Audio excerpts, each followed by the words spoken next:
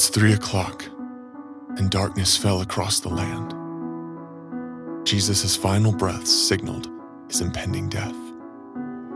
And as he gave up his spirit, breathing his last, the veil was torn, the earth would shake, the rocks would split, the dead would come out of their tombs. The wrath of God and the ire of man and darkness were satisfied.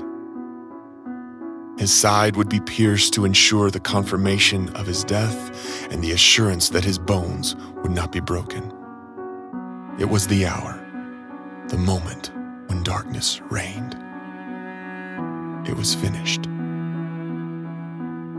Jesus became the curse. He incurred the wage of sin once and for all. Jesus asked his Father why he had forsaken him, referencing Psalm 22:1. My God, why have you abandoned me? Why are you so far away when I groan for help? He had to become sin and separate himself from God to fulfill the curse of God. He felt the weight of sin for the first time, knowing what it does to us. When we sin, we separate from him and feel abandoned because God will not share in our sin. He will always walk with us as we falter because of sin, but he will never be a party to the sin we have chosen to accept. When we do, we fracture from God. We separate ourselves from him. And Jesus became that for all the world, thus having to disconnect from God for the first time ever. He was fractured, separated from his Father for the first time because of us. He was the curse. The fury of God raged against him. He stood in the chasm and bore the brunt of the righteous fury, demanding the perfection we could never achieve. He crushed himself so that we would not have to. He took on the filth we have created because we could never be rid of the darkness that now dwells within us, called sin. We could never be good enough or offer enough to repair the schism between our Creator. Sacrifices had been burnt and killed and offered up time and time again, but it was not enough to satisfy his Father's desire for justice and love. So, he was beaten and killed and offered up as hell took a front row seat, seemingly victorious and oblivious as to the circumstances at hand. Jesus deserved nothing he was given. He was the spotless lamb brought to the slaughter because of the tension between heaven and earth. He could have called 10,000 angels to destroy the world and set him free. He could have unleashed heaven's fury upon the ungrateful children who had betrayed him. But he didn't.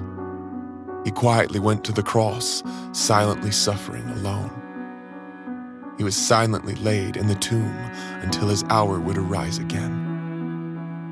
The enemy rejoiced as he was laid in the tomb, as the church fell silent, wondering what was next.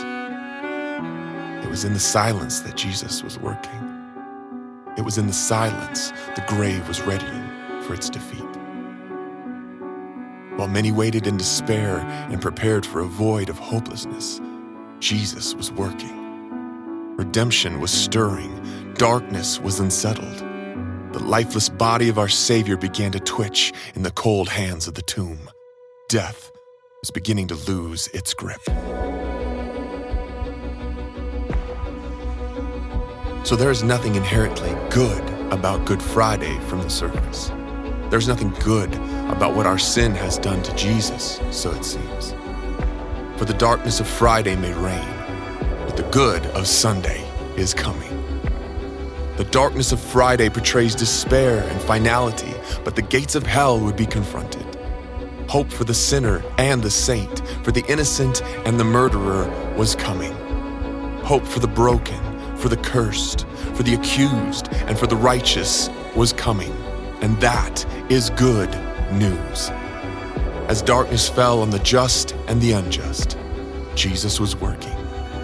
As the church mourned over what could have been, Jesus was preparing for what will be and be forever. The grave would not be able to hold him, and death would soon bow at his feet. Let the church awaken. Sunday is coming. Jesus is coming.